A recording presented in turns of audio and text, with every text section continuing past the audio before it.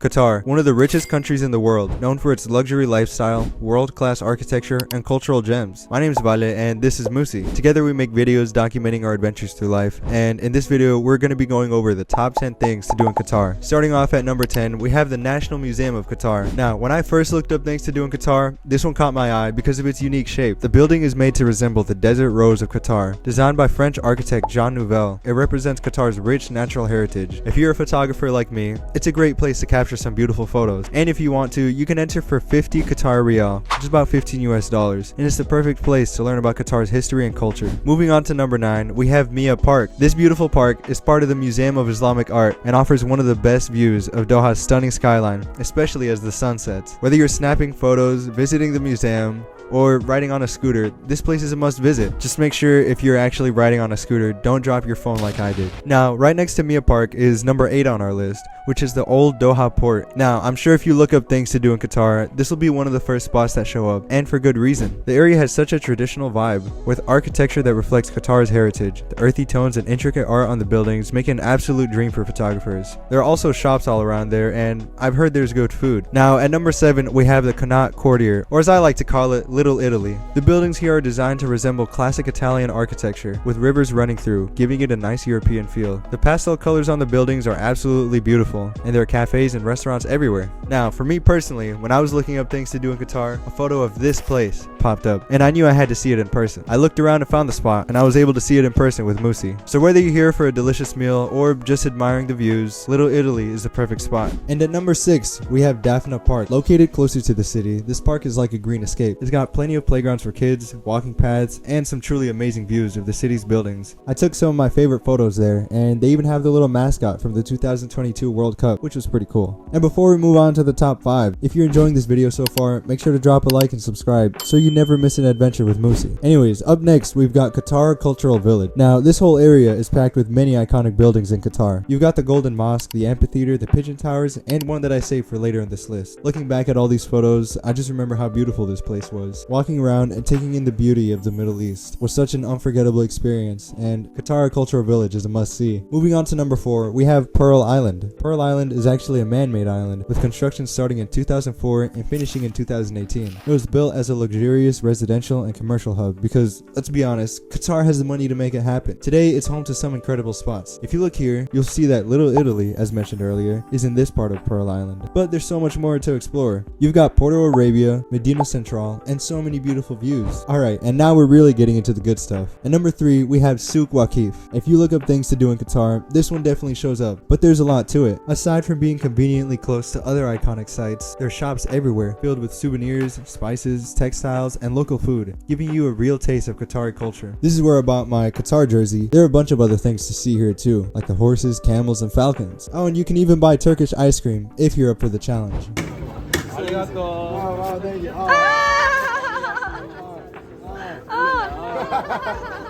There's so much to see here, so make sure you set aside plenty of time to see it all. At number 2 on my list, I have the one and only Qatar Mosque. Now, this is at number 2, not only because of its beauty all around, but also because it was my first time entering a mosque. At first, I wasn't fully sure if I could enter, but eventually I was welcomed in. I entered and was greeted by a lady who taught me a lot about the religion of Islam. I asked lots of questions and learned a lot. It's such a memorable experience. And at the end of our conversation, the lady gave me a Quran. The mosque is adorned in blue and gold mosaics that make it absolutely breathtaking to see in person. And trust me, the inside of the mosque is just as beautiful as the outside. It features 9 gold domes. Yes, real gold. And it has art all along the inside. Everything about it, the natural light coming in from the windows, the writing in Arabic, and the chandelier are beautiful. This is the perfect place to pause, reflect, and admire the culture of Qatar. But before we get into number 1, I'd like to make some honorable mentions. First up, we got Villaggio Mall, which features a Venice-like canal running through it, complete with gondola rides. Then there's probably the nicest mall I've ever been to in my life, Place Vendôme. This place is pure luxury, with beautiful architecture, high-end stores, and even a water fountain show. If you're up for some outdoor adventures, Qatar has plenty to offer. You can go on a safari ride along the sand dunes, try camel riding, sand surfing, and even hold a falcon. There are even boat tours that give you an incredible view of the Doha skyline. And let's not forget the Mariel Water Park, home to the world's tallest water slide. I didn't get to try it this time around, but next time it'll be on my list. Of course, Qatar has stunning beaches, amazing food, and plenty of activities to explore. But the number 1 thing to see in Qatar is the one and only Qatar Towers. Now, maybe this doesn't doesn't sound as cool as you think, but let me tell you, this place is absolutely mind-blowing. The design of these towers is inspired by traditional Qatari scimitar swords, making it one of the most unique skyscrapers in the world. Inside, you'll find luxury hotels like Raffles and Fairmont, and even some incredible views of the city. But the highlight for me was in Raffles Doha, where I experienced something that felt like stepping into another universe. It's easily the most beautiful thing I've seen in my entire life. But you know what's even more beautiful? You! But only if you hit that subscribe button. Anyways, that is it. Those are our top 10 things to do in Doha, Qatar. If you enjoyed this video, make sure to subscribe, drop a like, and we will see you in a bit. Take care.